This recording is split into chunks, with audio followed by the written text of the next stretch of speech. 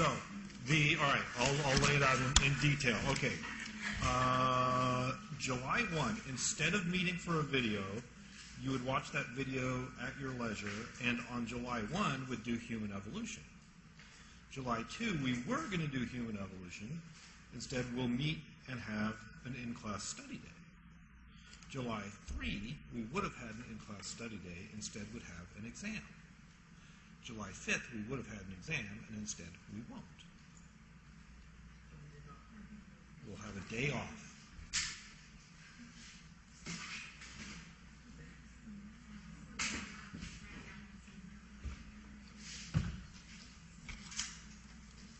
Does anyone have any strong objections to that? I say strong objections, and you're like this. Is that a strong? Yeah. You would be off on the 4th and the 5th. You'd have a four-day weekend.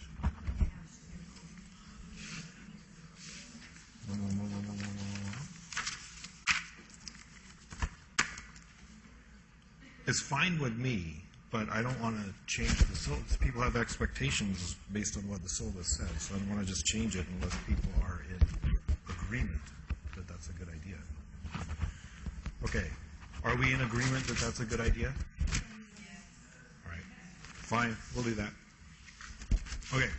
So this last chunk of information that will be on that exam, which will now be July 3rd, is this stuff related to macroevolution.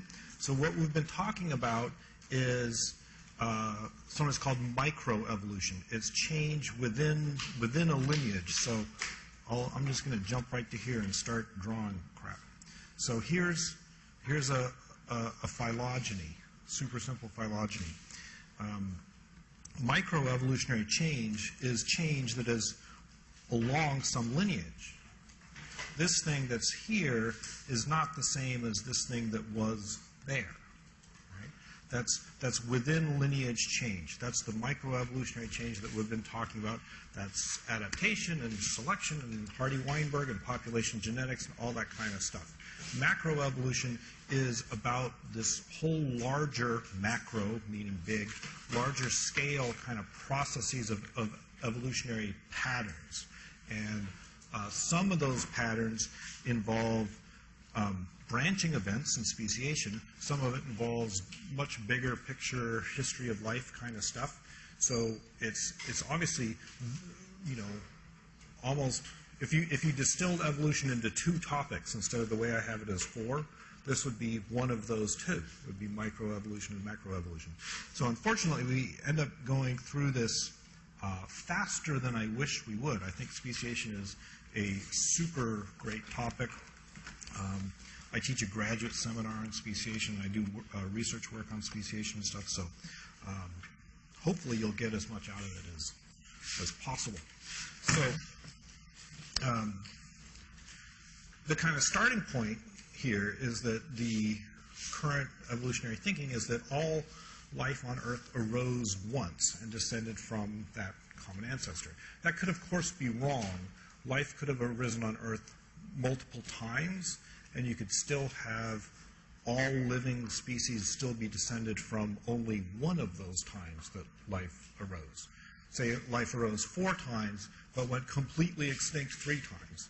You would still have all living organisms today descended from a single instance of life starting on Earth, right? And that's what the best evidence is for. We believe that that was around 3.8 billion years ago. We'll look at some of the early life stuff. And to get the many millions of species that are here now, you obviously have to have a multiplicative process of dividing lineages of organisms into multiple descendant lineages. Otherwise, you don't get biodiversity that we see around now. So the question really is, what processes lead to that splitting of lineages? How do you take one interbreeding gene pool evolving lineage that's evolving along these evolutionary branches and split it into 2 or more independently evolving lineages? That's what I drew there. Sometimes, just to throw some words at you, sometimes change within a lineage like this is called anagenesis.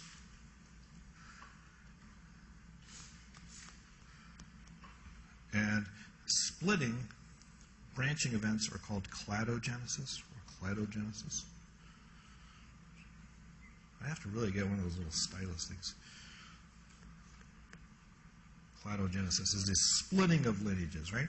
So here you have an interbreeding gene pool of organisms that are the same species, and here the key feature of this being a separate lineage is that they're no longer the same gene pool. They're no longer sharing genes with each other. They're separate.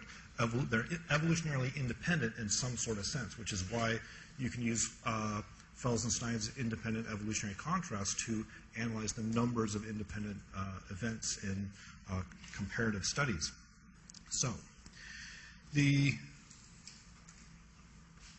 that do something weird? The lineages are independent after they split. I say that with, I'm kind of lying to you again. There's obviously ecological interactions between organisms. Organisms are not truly independent of other species of organisms, but in terms of the evolving gene pool of that organism, they're no longer interbreeding with the gene pool of the other species. So in that sense, they're independent after they split. Okay.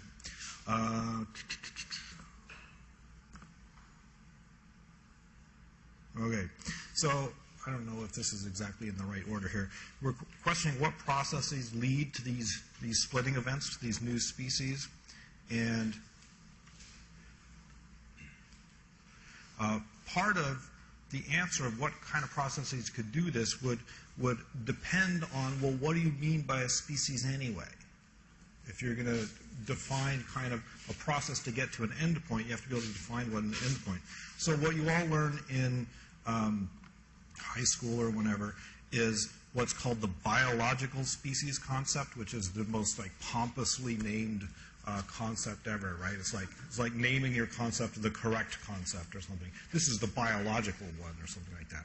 But basically, this is Ernst Mayr's definition from the 1940s, and it says that species are actually or potentially interbreeding sets of organisms. That there's gene flow, they mate with each other or could mate with each other and produce viable offspring, and things that are in a separate gene pool are some other kind of species.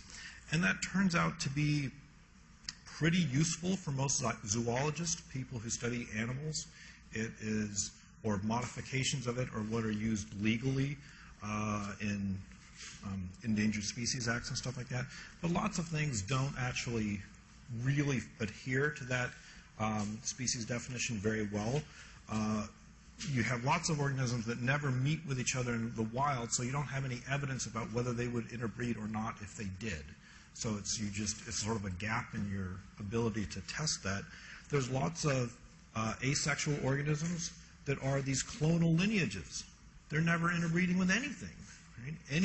Any new mutation in a clonal lineage could potentially be described as a new species if you're strictly applying this kind of idea. Lots of plant species that we would conceptually sort of agree they're separate species, they're different somehow. Lots of plants hybridize. There's actually quite a few animal species that hybridize as well at relatively low levels, or at least they're hybridization among things that we like to call species, or we sort of, in a sense, want to think of as species, even though there's some level of hybridization between them. So here's just a schematic of how could you possibly define a bacteria. They swap around genes. They're not interbreeding, they're clonal, but they do swap genes around. So if you make a phylogeny based on gene sequences, you have genes that move around in between these lineages. It's a huge mess, is basically what it becomes when you apply it to asexual species that nonetheless swap genetic information among lineages. Very distantly related genes can show up in other kinds of bacteria because of this movement of this conjugation of bacterial genomes. Viruses can also move genes between bacterial species and stuff just to make it even messier. The phylogenetic species concept is one that has been advanced more recently, say the last 20-ish years or so, has had its kind of greatest impact on the literature. And the idea here is really that what we're interested in is these different independent lineages of organisms. And in phylogenetic kind of tree thinking world, what you're really interested in are monophyletic groups. So we talked about this when we talked about higher taxa being monophyletic. We want the category birds to be monophyletic. We want the category reptiles to be monophyletic, even though it actually isn't, right? And the thinking here is, well, at least the level of species has to be monophyletic. So as a reminder, monophyletic groups are these groups of taxa that contain the common ancestor and all descendant taxa. So D and E, circled here, they could be the same species. If this is just the phylogeny of these lineages of organisms. D and E are each other's closest relatives. We'd call them sister taxa. And they have this shared common ancestor. And there are not, here's the kind of more important point, there are not other things descended from that common ancestor that are not also called that same species. Whereas if you had E and, I'm going to change color here so that it stands out better. If you had E and J, where are they? That thing and that thing, you couldn't, well, if you're applying this concept, you couldn't call them the same species unless you're also including all this other stuff in the same species as the descendants of that common ancestor. So it would be that common ancestor and all of its descendants would be monophyletic, and that would be the lineage of organisms that you're talking about. So it's a very similar idea to this taxonomic classification that we already talked about. Morphological species concept. This is what people actually do. So we have these fancy concepts and terminologies, but what people actually do, systematists have done for hundreds of years, is used the kind of rule, well, if it looks like one, then it is one. You look at the morphology and go, they look the same to me. It is often the only thing you can do with fossils. The ability to extract DNA, ancient DNA, is better and better and better, but for things that are, you know, hundreds of thousands to millions of years old, it's not likely to be productive. These are fossil corals that look the same and are thought to be the same. Here's a possible problem, though. What are these? They're mallards. It's a male and a female. Do they look the same? You all know who Linnaeus was, right? He described them as different species because he didn't know. He's sitting in Sweden and people go around the world and they ship him all these specimens, and he gets this duck that looks like that, and he goes, oh, that's Anis platyrichus, and he gets this thing that looks like that, and he goes, it's different, right? So unless you know something more about the organisms, you can be pretty wrong. Does it matter? It matters in terms of conservation and legal issues. The U.S. government defines things differently than biologists do. For example, crickets are not animals according to the U.S. government, right? But in terms of conservation, generally groups don't qualify for federal protection unless they are considered a biologically valid species or subspecies. Just a population of an otherwise abundant and widespread species would not get special protection under most federal kinds of regulatory statutes. So, people, there are professional biologists who are sort of halfway between philosophers and biologists, and what they do is they basically waste their whole careers arguing about semantics and defining these things. And if you want to really go on and on and on about what a species is, then you should get a bottle of red wine and a campfire and just sit around like shooting the shit.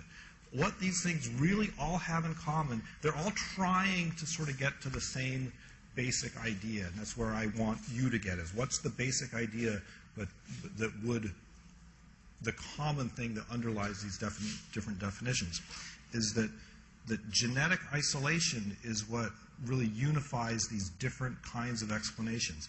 Obviously, this idea of reproductive isolation from Ernst Mayr, that is the biological species concept.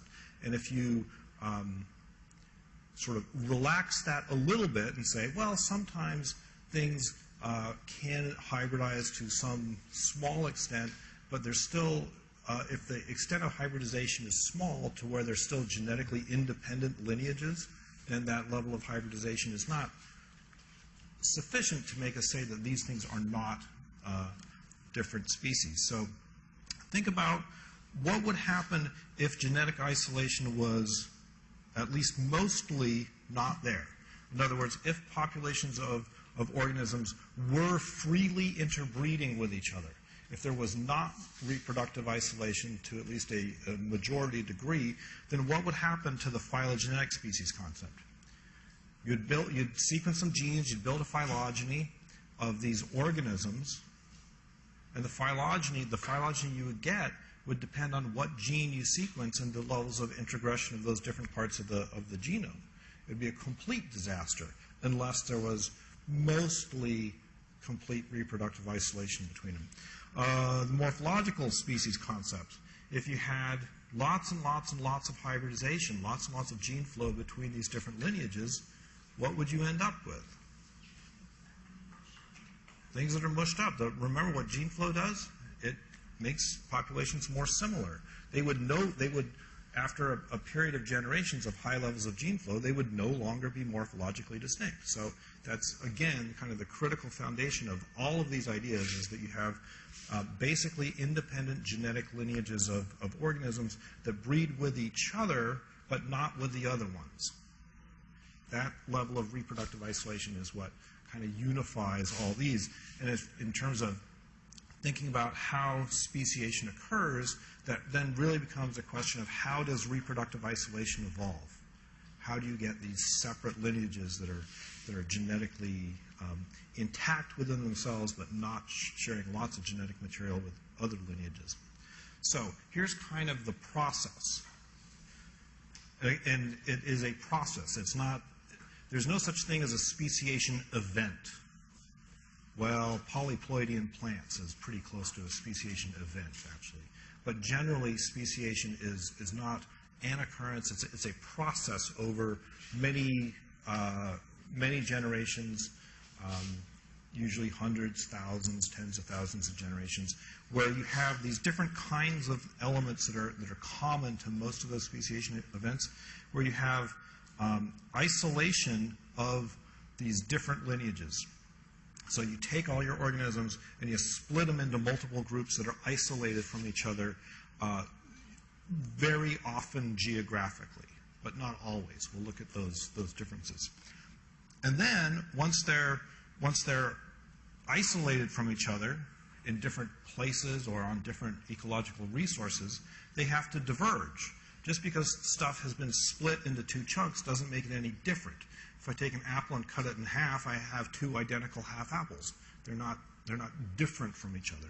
So divergence is that process of them becoming different from each other. If there was lots of gene flow between them, would they become different from each other? No, they'd fuse back together, right? So you have divergence with isolation, divergence with an absence of gene flow, gets you these descendant populations that are different from each other in some way. That could occur just through the accumulation of random mutations and genetic drift, changing allele frequencies, and they could just sort of, over time, become more and more distant. But what's more likely to happen most of the time is that there would be natural sexual selection would drive divergence in opposite directions. So if they get split into two things, that one lives in a hot climate, one lives in a cold climate, there would be adaptive changes that would accumulate in one that would be not accumulating in the other. So they would become more and more distinct in adaptive ways. So again, selection would be driving it. Sometimes you get these isolated things that have diverged and become different. They come back together. They become non-isolated. And that's this idea of secondary contact. It applies best two cases of geographic isolation, but if you have this secondary contact, you now have the potential for them to interbreed. And so you're interested in, well, do they interbreed? Is there gene flow between them? Do they remain distinct? What happens? If they mate with each other, then you call that hybridization. And you wonder, well, what's the evolutionary fate of those hybrids? Do they survive and do just fine and reproduce? Do they die and go away? And so we'll talk about these different ideas of hybridization, kind of the ultimate fate of these divergent populations. So just remember, just like when we talked about selection and adaptation, there was no goal of evolution, right? Organisms and populations aren't foreseeing useful kinds of adaptive changes. Speciation is also not a goal of evolution. You can have divergent lineages that come back together, mate with each other, have happy, healthy offspring that do just fine, and then this incipient speciation event goes away. They just fuse back together. And that happens as well as continued divergence. So, isolation. The easiest way for this to happen genetically is if these subpopulations are allopatric. In other words, the reason that's the easiest genetically is if they're not in the same place, they can't breed with each other. Remember, they're interbreeding population of one genetic lineage before this speciation process takes place, so they're happy mating with each other. If they're not in the same place, if they get split apart geographically, they can't mate with each other. They're isolated by geography without any other kind of genetic changes being required. They're just not in the same area. So allopatry means not in the same place, right? If your patria is your country, if you're patriotic, we were just talking about July 4th, that's your country. Allopatric means different, not the same place. So if there's some geographic physical barrier to gene flow or this migration of alleles, then that can allow these different populations to accumulate adaptive as well as neutral changes that just make them different, make them diverge. There's two main ways that you can have these allopatric populations that you should kind of be able to picture in your head and see what they are. One is dispersal, and the other is called vicariance. Dispersal will be obvious. Vicariance is a word most of you probably haven't heard. But imagine you have this population that is limited on one geographic area, and there's this relatively empty geographic area that is adjacent, like an island offshore. I look at these pictures and I picture, well, this is Africa, and that looks like Madagascar to me. If some of the individuals disperse from that mainland over to that other area, they have a founder effect, right? They start a new population on this new island or whatever it is, and they then, provided that there's not lots of gene flow between these areas, they become isolated and over time diverge and become genetically distinct. If dispersal from here to here is really, really easy, such that this step is happening all the time, are you likely to have speciation? No. You really want kind of relatively rare founder events. These are the Galapagos Islands, and some tortoises get washed out there and then diversify into a radiation of tortoises. They're separate from the mainland ones. Okay, that's dispersal. Obviously, this could be dispersal across a mountain range to habitat on the other side. It doesn't have to be continents and islands or anything like that. Vicariance is when a previously continuous area gets split into two or more geographically separated areas. So this could be a mountain range rises up and kind of splits. Something is going to happen to split off those two subpopulations. Lots of different things that could be. It could be a river, it could be a mountain range, it could be plate tectonics, it could be all kinds of stuff that would take a big chunk of the existing population and just separate it over into a new area. One of the things that's really different about the dispersal and the vicariance models is that the dispersal model assumes that dispersal is hard and it's rare, which means that the individuals that start this population are likely to be a very non-random subset of the original big population. It's very likely to have founder effects and genetic drift be important in the initial diversification of these different subpopulations, whereas vicariance kind of imagines that you have a big split of previously contiguous groups of organisms, so you're much more likely to have large population sizes in both places, and that both places would have essentially equal starting genetic variation, so that drift is thought to be less important under vicariance than it is under dispersal. But then they adapt to these different places. They're not interbreeding with each other. They adapt and diverge and become different, perhaps to the point that if they went back or ran into each other, they would no longer breed and produce viable offspring. So here's an example of dispersal and colonization from Hawaii. So the Hawaiian islands are oceanic islands, meaning they were never connected to a mainland. They arose in place because of volcanic activity under the ocean surface. So they were obviously initially barren and just lava. All the stuff that's there got there by dispersal or evolved there in place after ancestors got there by dispersal. So in the Drosophilid fruit flies, there are over 500 species in 2 genera in Hawaii. Whatever ancestors got there diversified and radiated and had lots and lots and lots of speciation events. And if you are predicting, there's obviously the dispersal to colonize Hawaii as a oceanic set of islands originally, but then there's also dispersal events from island to island that can isolate these different populations.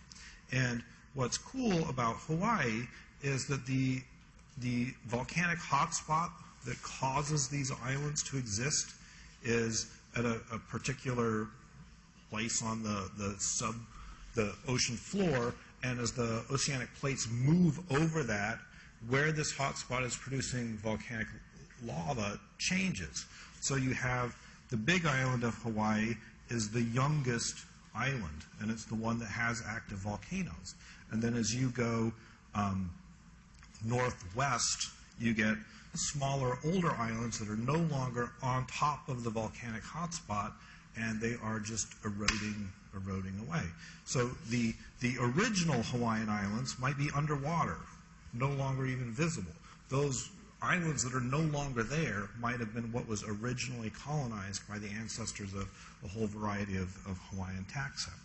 But here's so you have these islands that are arranged in a temporal sequence from older to younger, and here's a phylogeny of fruit flies, and it says which ones occur on which islands, and you can see there's a correspondence between the age of the taxa and the age of the islands that they're on, as though there's been this kind of serial hopping from island to island. But then you've also had speciation within the islands as they disperse around different sides and suitable habitats and that kind of stuff. But that's pretty cool, kind of dispersal example.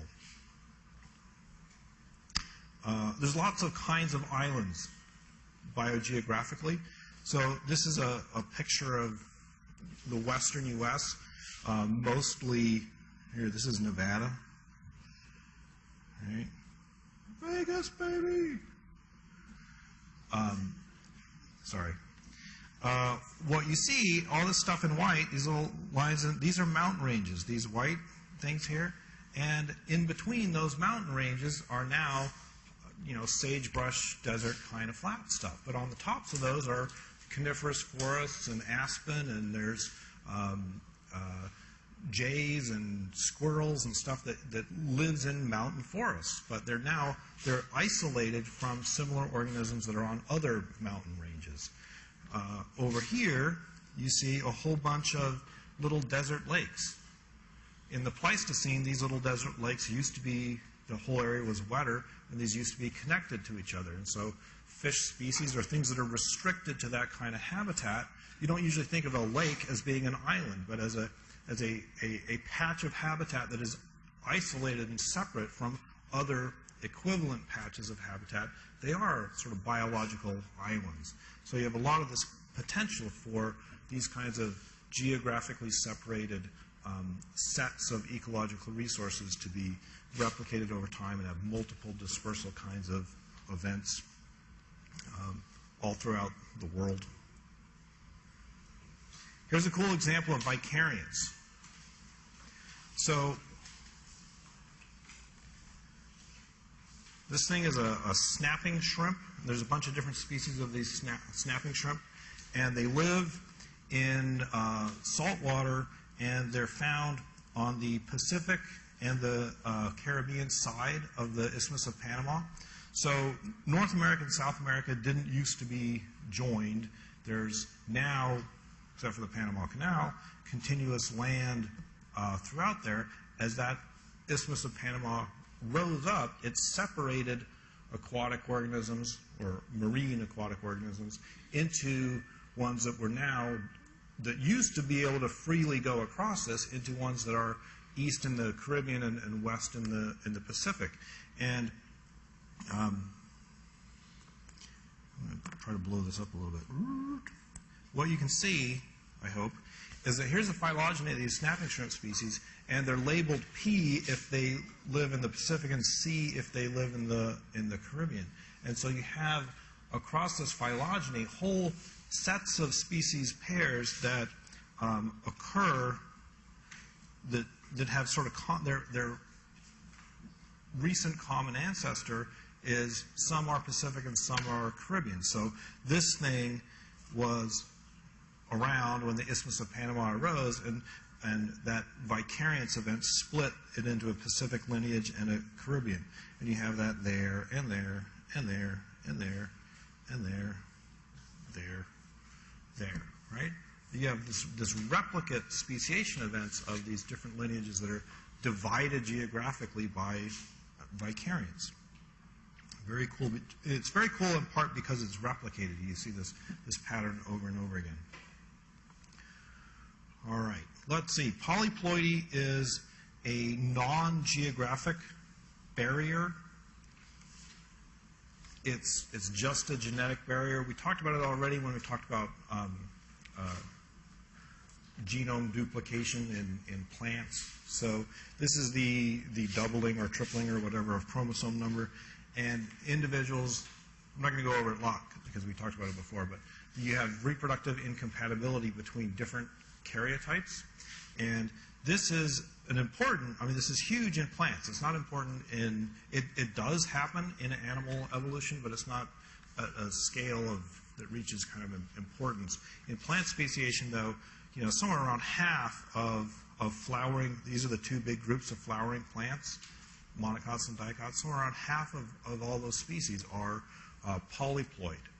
And that doesn't mean that about half of all the speciation events are polyploid speciation, but that it gives you a sense of the scale and of polyploidy in plant evolution, macroevolution. Okay, so they're separated somehow. Becoming different from each other is divergence. And you have just these basic mechanisms of drift and selection that we've already talked about are what can make these groups different.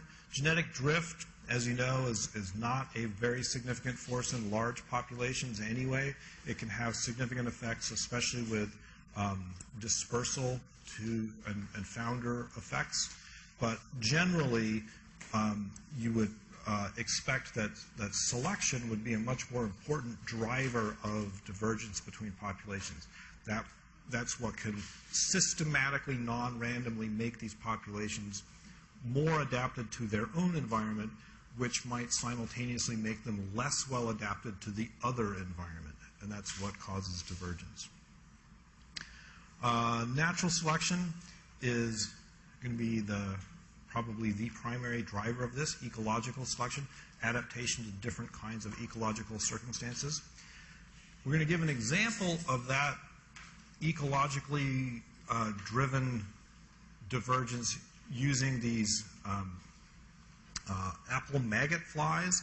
The twist with these, what's cool about this example, is that they are only ecologically divergent. They're not geographically divergent. These things are, the opposite of allopatry is called sympatry, meaning you live in the same place.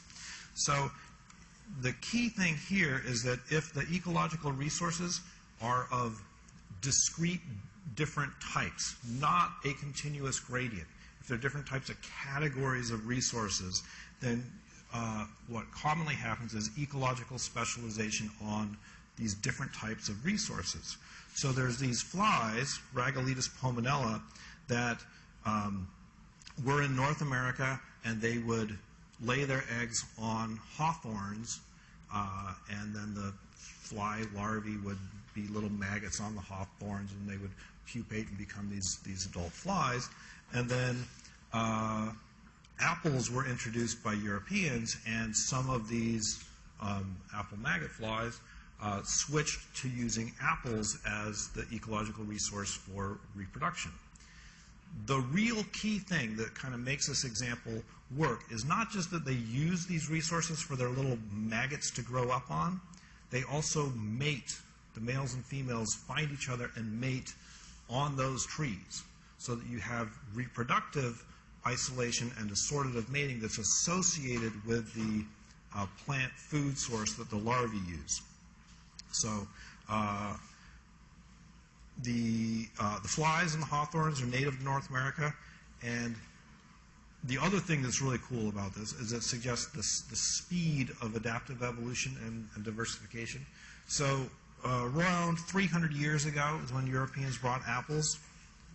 They're not geographically separated. The Europeans planted apple orchards throughout the area where hawthorns are present, so they're sympatric. And in less than 300 years, you have Ragelitis flies that have adapted to the switch to apples as a host plant instead of hawthorns. They are still considered by systematists the same species. So we're not, no one is, well, a lot of people are saying this is an example of speciation, but there's not a defined, there's a apple race and a hawthorn race is how they're described in the literature, rather than an apple species and a hawthorn species. But that's perhaps a bit of semantics. Anyway, less than 300 years, you have this adaptive divergence to these different discrete ecological resources. And what drives this is that these fruit preferences result in assortative mating. Because the flies mate on the fruit trees, the apple males go to apple trees and they find apple females that have gone to the apple trees. The hawthorn males go to hawthorns and find hawthorn females that have been attracted to the hawthorn. So you get assortative mating by the host plant type that keeps those gene pools separate. If they laid their eggs on apples and laid their eggs on hawthorns, but they all mated on pine trees, what would happen? They all go to pine trees to mate. Who mates with who? They mate randomly. There would be lots of gene flow between them. But because they're mating at their food sources, you get this assortative mating by the host plant type. So the result of that assortative mating is around 94% of the matings are positively assortative with respect to host plant type, which is really, that's pretty amazing.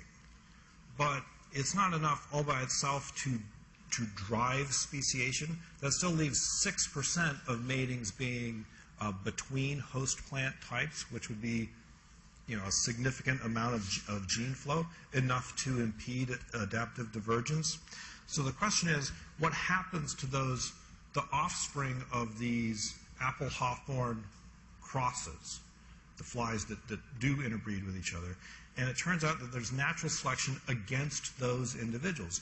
If you have discrete ecological resources like apples and hawthorns, and you're a hybrid, you might be adapted to something that doesn't exist. You might be halfway in between an apple fly and a hawthorn fly. Well, there's not an ecological resource that is halfway between an apple and a hawthorn, right? You're a hybrid without a good fit for that kind of ecological resource. In the case of these flies, there's another developmental effect, which is that the hawthorns ripen earlier than apples. So in addition to selection on the chemical cues that these flies use to find fruit, there's also selection on developmental timing and sort of the life history traits of when they mate, when they breed, when they have their larvae. And being a hybrid would often cause you to emerge from your pupal case at the wrong time of year because of this timing difference. And then you emerge in winter and you die, right? So there's this selection to be, this divergent selection to be one kind or the other, not intermediate, because there's not a resource that's intermediate and you'd come out at the wrong time of year. So selection against hybrids is an important part of this that drives diversification.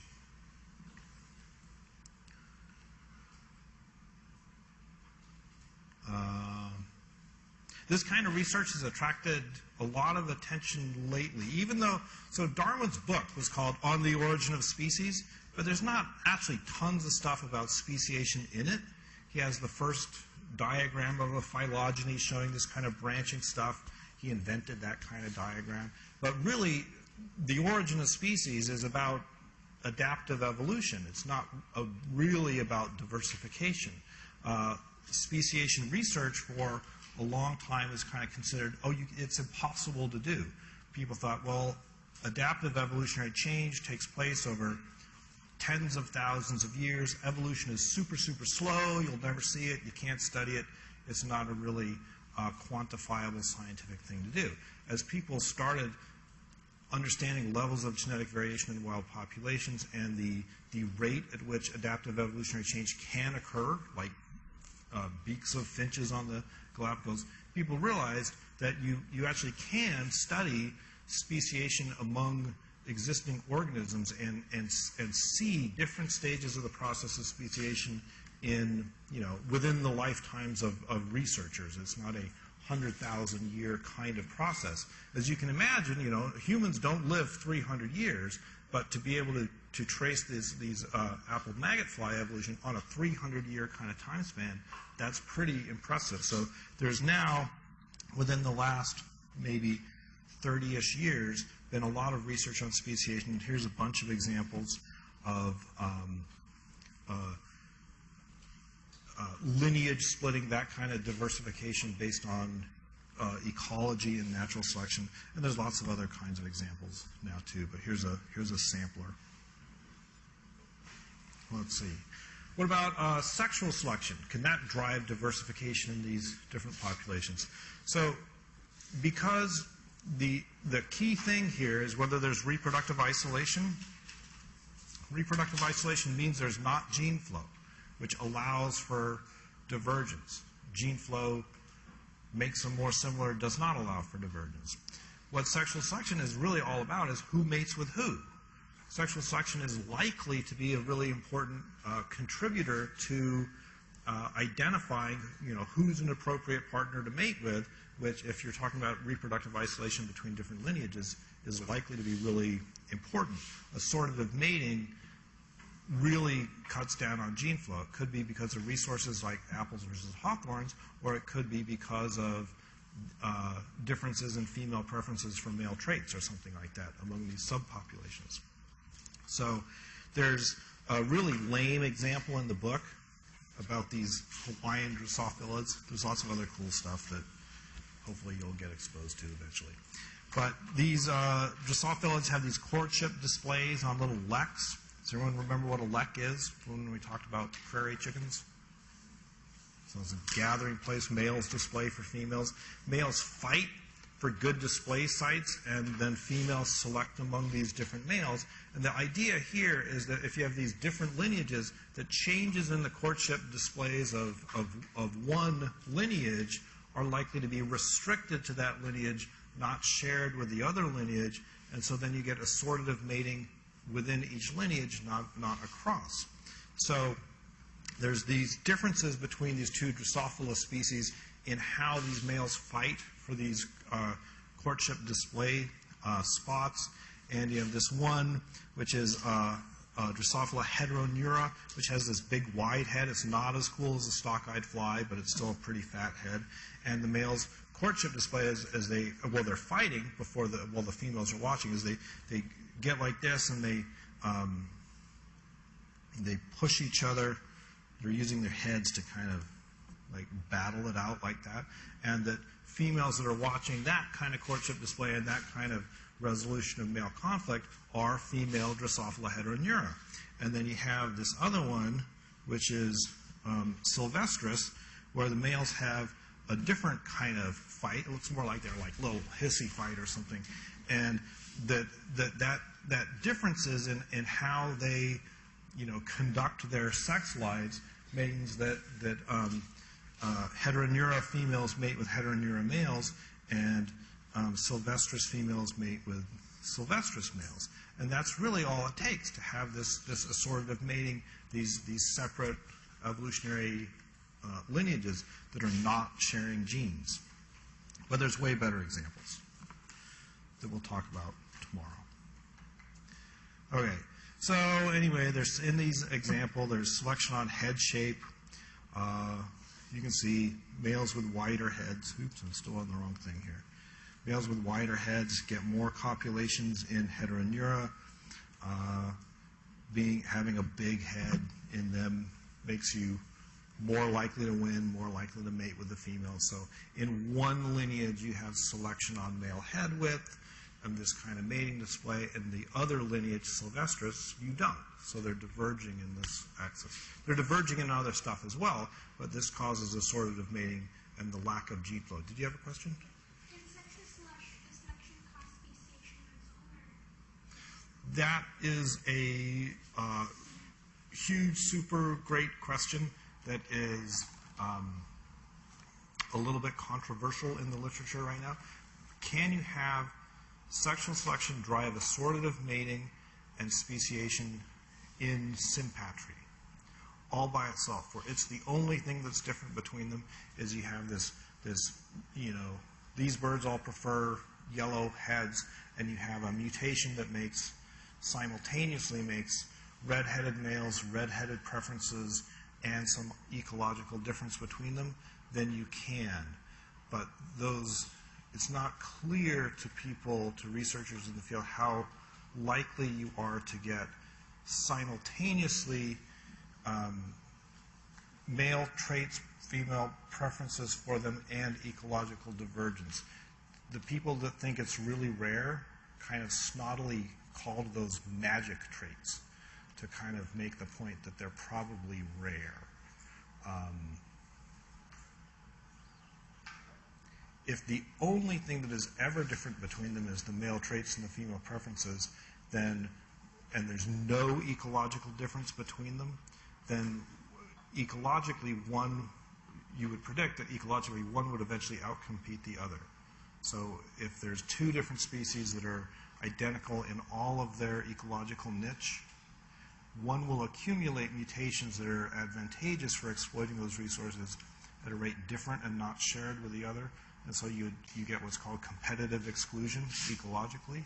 And that same thing ought to happen as well if really the truly only different thing between them was mating displays and preferences.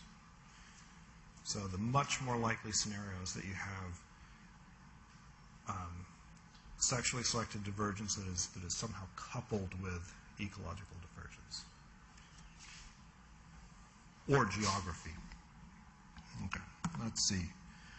All right, so now we're imagining they're divergent. What happens?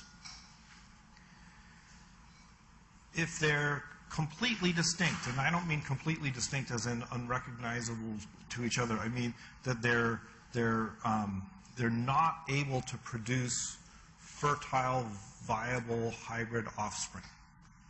So they're completely distinct here means that they're the lineages are separated to the point where there's not gene flow.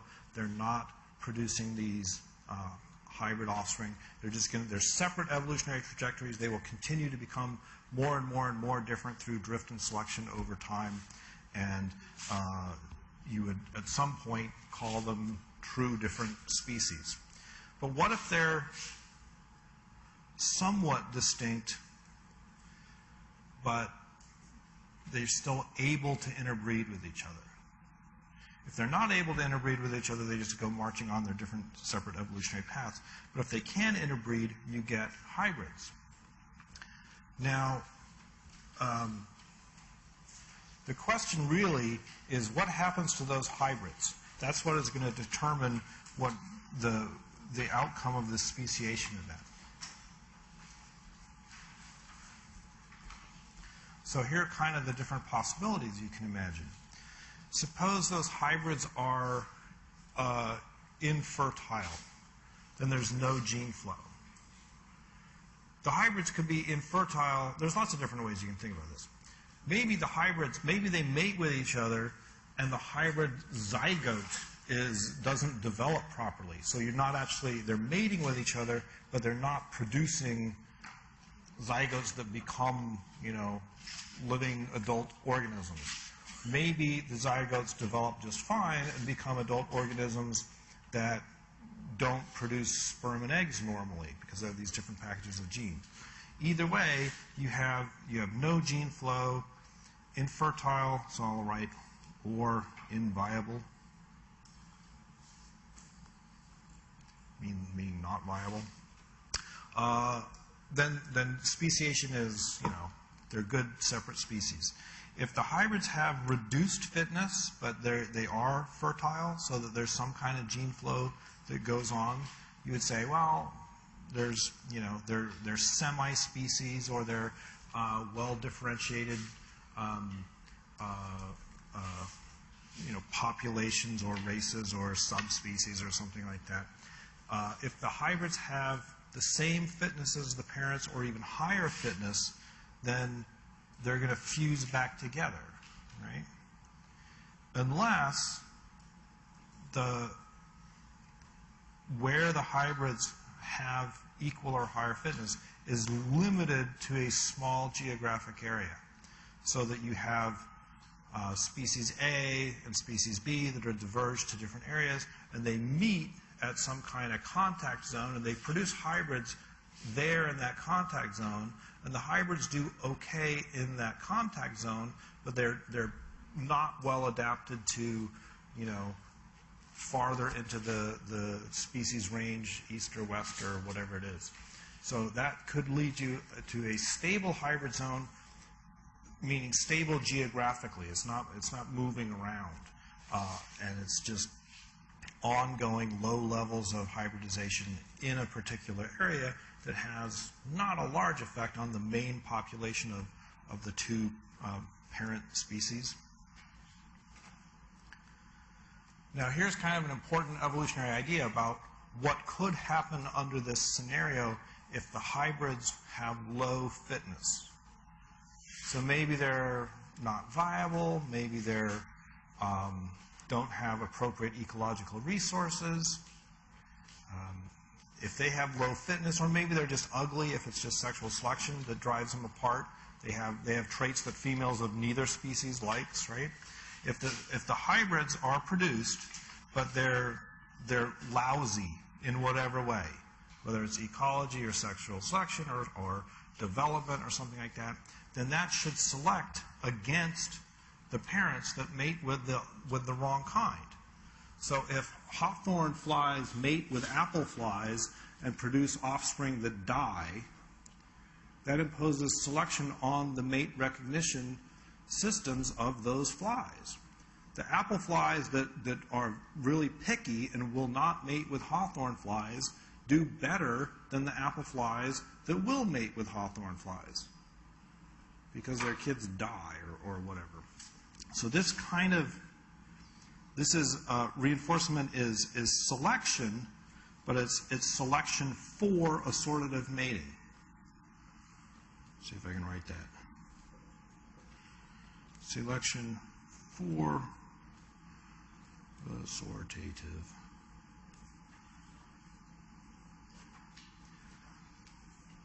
So selection for assortative mating only occurs because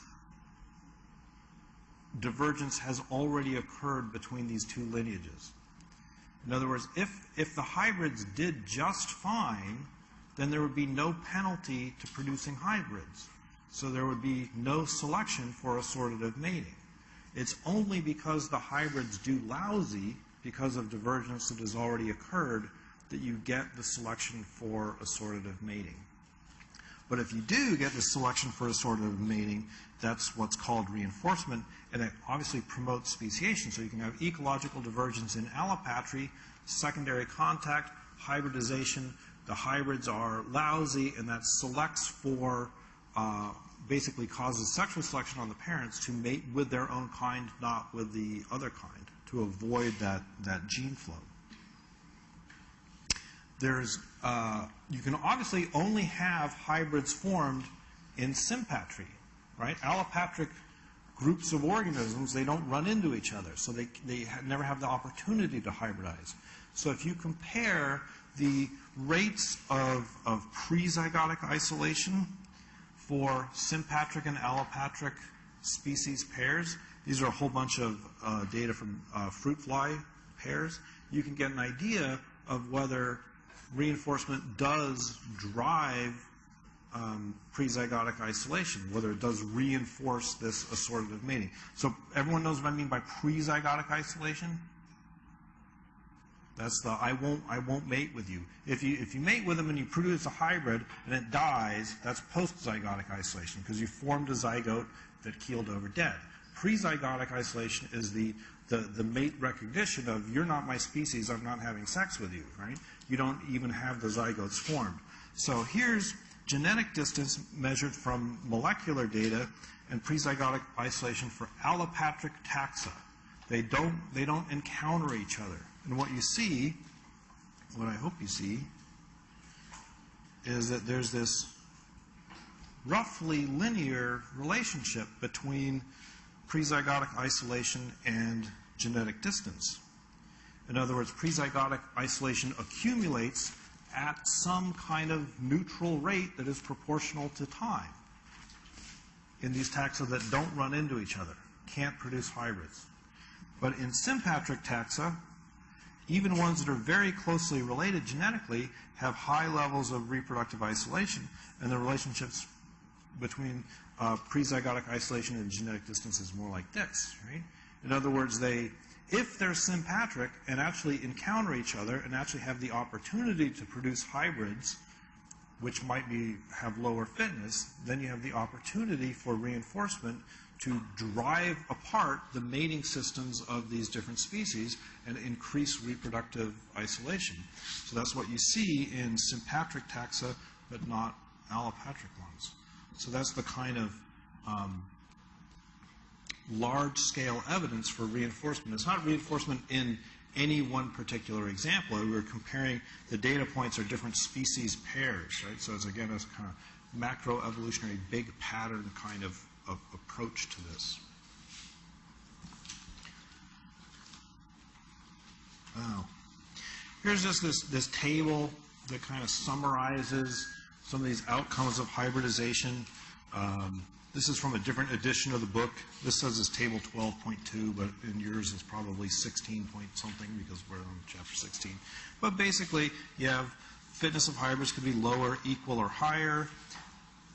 What happens with the hybrid zone, and what are the eventual kinds of outcomes. It's the same stuff I just talked about. So this is a review table that you could look at later.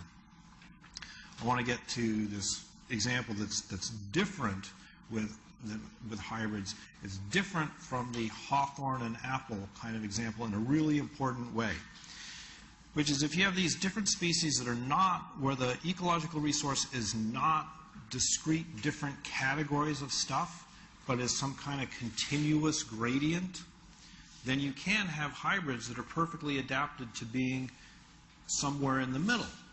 Their genotype is somewhere in the middle, and there is some kind of ecological resource that is in the middle, so they can often do fine.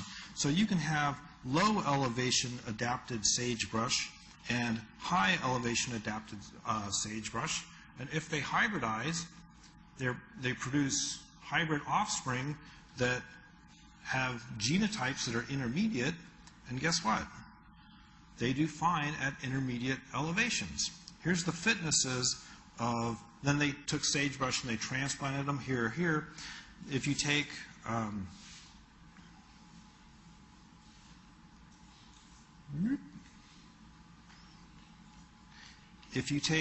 plants from the low elevation basin and grow them in the basin, then they do great.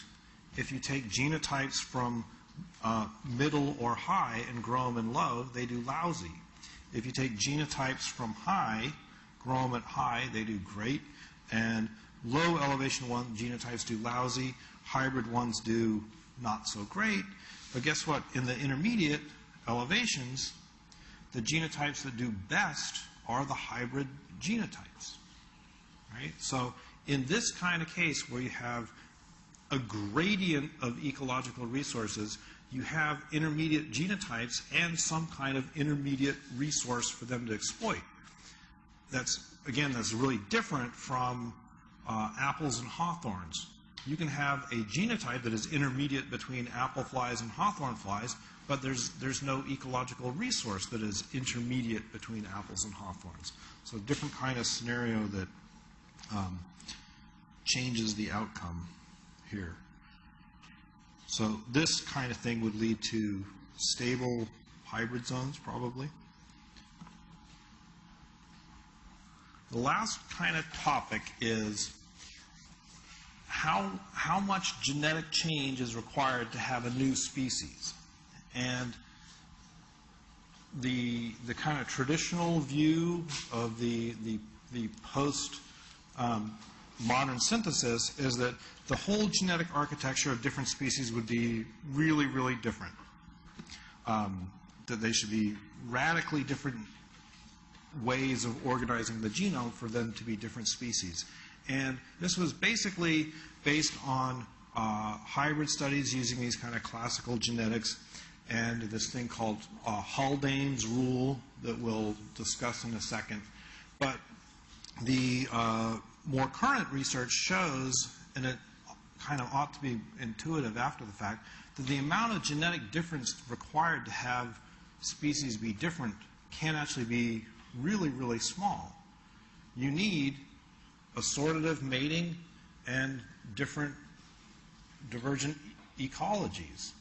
This idea of magic traits that we were just talking about is the idea that, some gene could simultaneously cause you to have assortative mating and different ecological resources. That could be one genetic change that gets you, if you think of apples and hawthorns, a genetic change in the olfactory system that makes you recognize the kind of fruits that you want to go to, that can make you go to a new kind of fruit tree. It occurs in males and females. They mate on that fruit tree. One change in an olfactory gene protein or whatever can cause these to start to become divergent. A genetic change that makes you mate in the spring versus mate in the fall. That one little genetic change could be enough to cause complete assortative mating. A lot of you know that, like salmon swim up rivers and they spawn and they lay eggs and the adults die.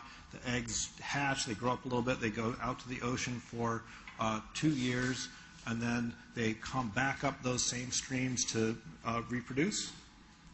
If they do it every 2 years, the ones that go in 2002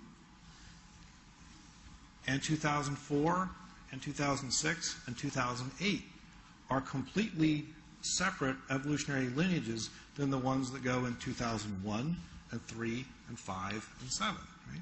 Just that kind of change can cause reproductive isolation between different lineages. So there's a variety of ways to do this. One of them is called quantitative trait loci mapping, which quantitative trait loci are the ones that have continuous variation, like you know. And you can characterize, by doing back crosses and some fancy genetics, you can characterize how many different genes are required to explain the major differences between sets of organisms. And it's often not that many, or at least not that many that were critically involved in speciation. Lots of genetic differences can accumulate after you have speciation. Okay, Haldane's rule you should get a quick handle on, and it is that the heterogametic sex is more likely to be inviable or sterile.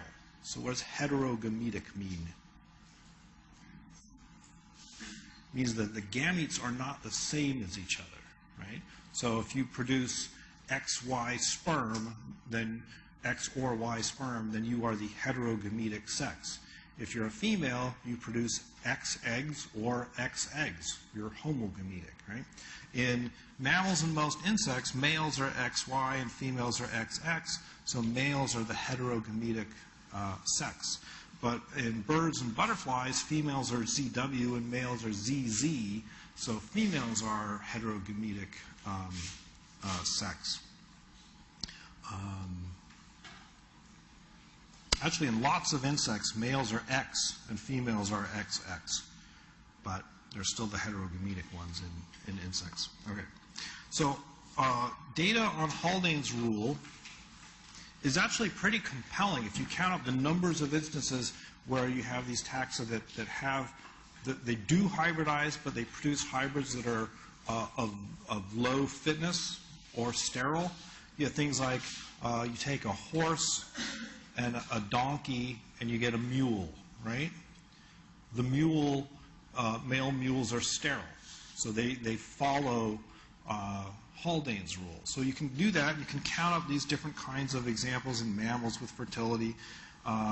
If there's differences between male and female fitness, that's what the asymmetry means. You can have a bunch of cases where they're the same. But if there's asymmetry in male and females, 19 out of 20 follow Haldane's rules.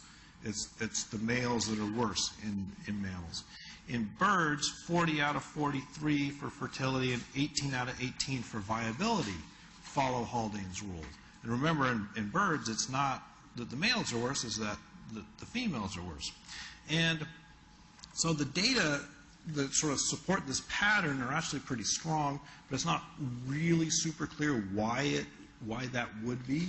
But if there's epistatic interactions between genes on the sex chromosomes and genes on the autosomes, then that would explain it. Because a hybrid of the heterogametic sex would not have the full complement of genes, of sex-linked genes, to interact with their full complement of autosomal genes. You're like, oh? Do you believe me? I believe female mules are not infertile, but I don't know for sure.